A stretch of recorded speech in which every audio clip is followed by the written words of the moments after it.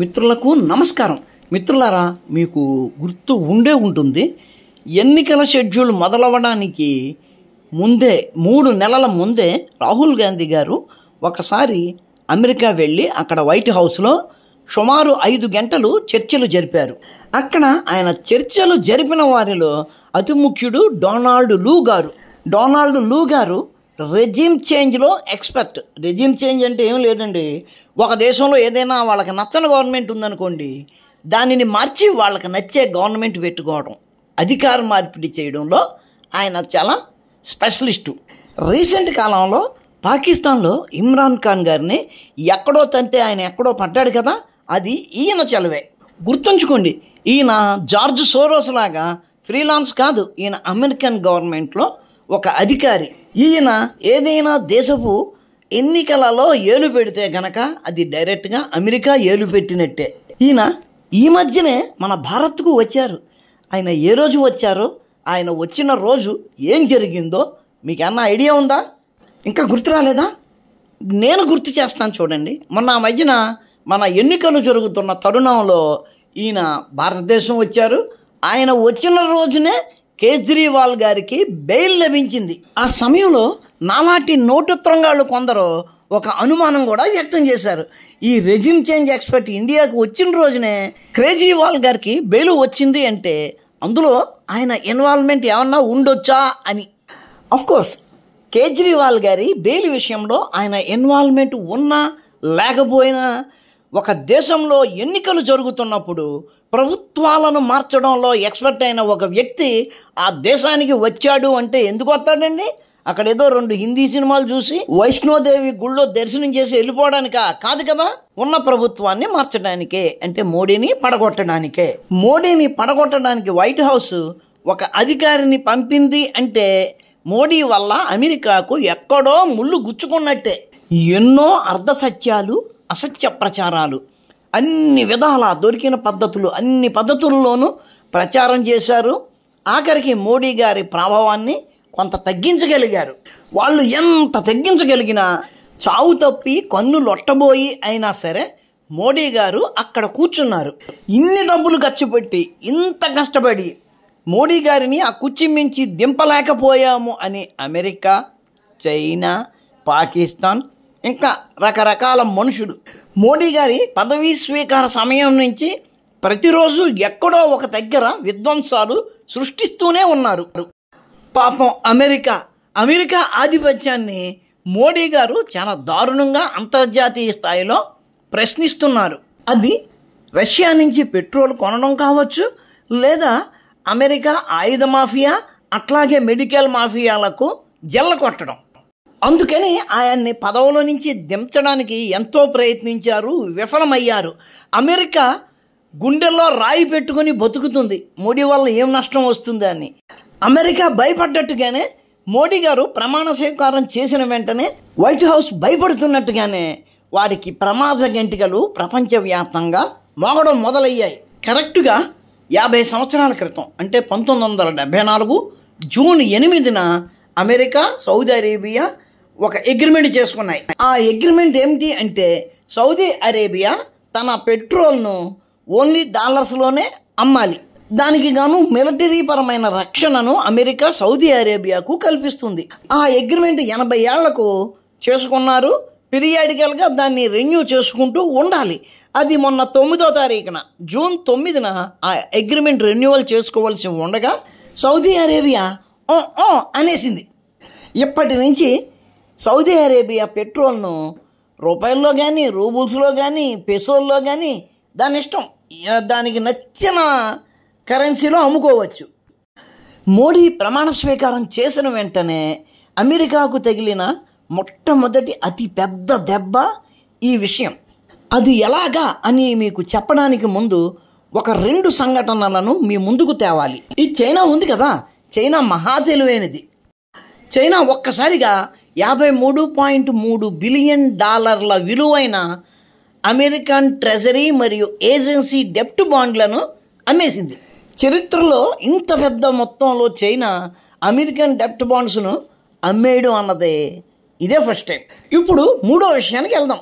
America అత్యుత్సాహంతో Russia మీద మరిన్ని ఆంక్షలను విధించింది.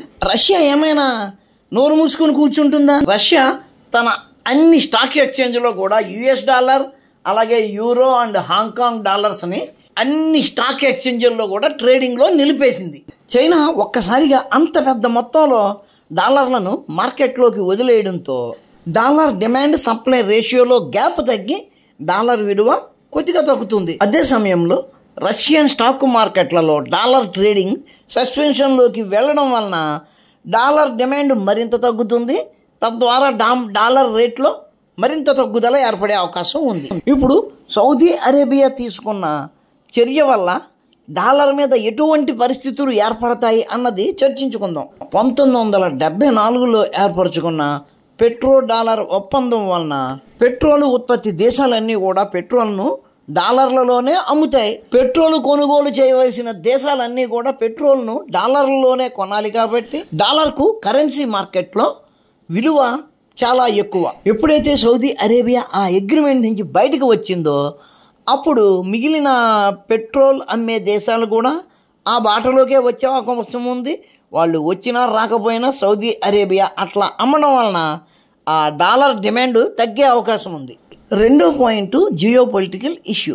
Saudi Arabia petro dollar agreement నుంచి బయటకు రావడము అంటే గనక అమెరికా మిలిటరీ అసిస్టెన్స్ నుంచి కూడా బయటకు వచ్చే అవకాశం ఏర్పడుతుంది. ఆ సహకారాన్ని సౌదీ అరేబియా చైనా నుంచి కానీ, రష్యా నుంచి కానీ, భారత్ నుంచి కానీ పొందే అవకాశం ఉంది. అంత మేరకు అమెరికా జియో పొలిటికల్ వీక్నెస్ పెరుగుతుంది. మూడవది అమెరికాకు అత్యంత ప్రమాదకరమైనది. డాలర్ కొనేవాళ్ల సంఖ్య తగ్గితే డాలర్ వాల్యూ పడిపోతుంది. డాలర్ వాల్యూ పడిపోయే కొద్దీ ఆయిల్ కొనేటప్పుడు ఎక్కువ రేటు చెల్లించవలసి వస్తుంది. ఎక్కువ డబ్బులు పెట్టి ఆయిల్ను కొంటే గనక ఎక్కువ రేటుకు అమ్మాలి. ఆయిల్ రేటు ఎక్కువైతే గనక ట్రాన్స్పోర్టేషన్ రేట్ ఎక్కువ అవుతుంది, బిజినెస్ ఖర్చులు పెరుగుతాయి.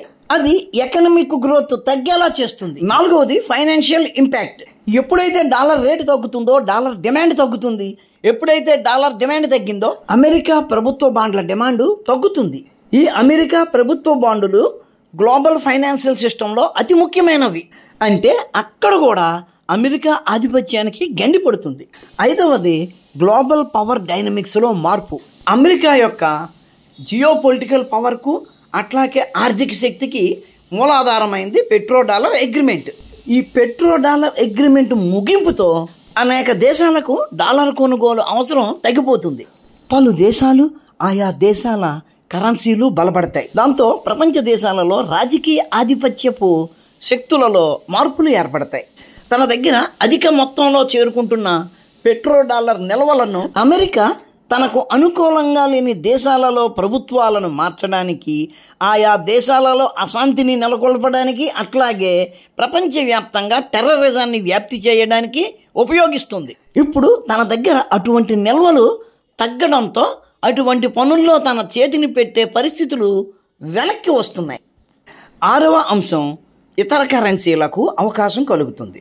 ఈ పెట్రో డాలర్ అగ్రిమెంటు ముగింపుతో భారత రూపాయి, చైనా యువాన్, రష్యా రూబుల్ వంటి ఇతర కరెన్సీలకు ప్రపంచ వాణిజ్యంలో ప్రాధాన్యత పెరుగుతుంది. ఆల్రెడీ నడుస్తున్న డీడాలరైజేషన్ ట్రెండ్ బలపడుతుంది.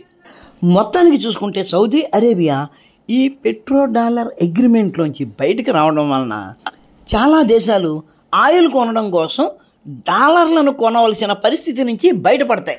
తమకు అనుకూలమైన కరెన్సీలలో ఆయిల్ కొనుక్కునే అవకాశం వాళ్ళకు కలుగుతుంది. దాంతో అవే కరెన్సీలలో పలు దేశాలతో వాణిజ్య ఒప్పందాలు చేసుకునే అవకాశం కలుగుతుంది. అలా డాలర్ డిమాండ్ తగ్గుతుంది. డిమాండ్ తగ్గితే డాలర్ విలువ తగ్గుతుంది. డాలర్ విలువ తగ్గితే మరిన్ని డాలర్లు పెట్టి అమెరికా పెట్రోల్ కొనుక్కోవాలి. అది మార్కెట్ మీద, తద్వారా ఎకానమీ మీద పడుతుంది. ప్రపంచ ఆర్థిక లావాదేవీలలో అమెరికా మీద ఆధారపడే వాళ్ళు తగ్గుతారు.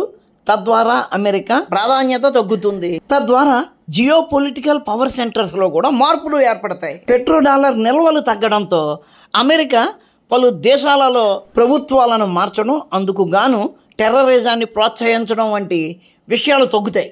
అంటే ప్రపంచంలో శాంతి నెలకొనే అవకాశాలు కూడా ఎక్కువ పెరుగుతాయి.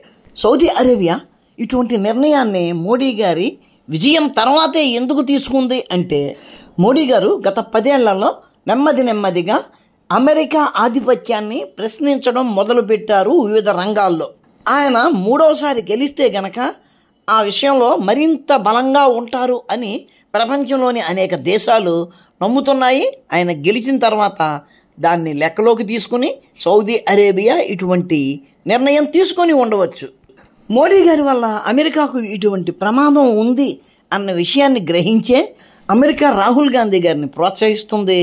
ఆయనను వైట్ హౌస్కి పిలిపించి వైట్ హౌస్లో ఈ రెజిమ్ చేంజ్, ప్రభుత్వాలను మార్చే దిట్టను ఆయన ఎదురుగా కూర్చోబెట్టి ఆయనకు క్లాసులు తీసుకుని ట్రైనింగ్ ఇచ్చింది. ఎన్నికల సమయంలో ఆయన డైరెక్ట్గా ఇండియాకు కూడా వచ్చాడు. అమెరికా ఏదైతే మాట్లాడాలి అని రాహుల్ గాంధీ గారికి సూచనలు ఇచ్చిందో అవే మాట్లాడాడు. అందుకని ఏమాత్రం ఉన్నా దేశం రగిలిపోతుంది, మండిపోతుంది, కాలిపోతుంది, నేను చూసుకొని నేను చేస్తాను అని ఆయన డైరెక్ట్గా చెప్పాడు. ఎన్ని అర్ధసత్యాలు, ఎన్ని అసత్యాలు, ఎన్ని తప్పుడు ప్రచారాలు, ఎన్ని రకాలుగా ఎన్ని మోసాలు చేసినా అమెరికా పప్పులు ఉడకలేదు.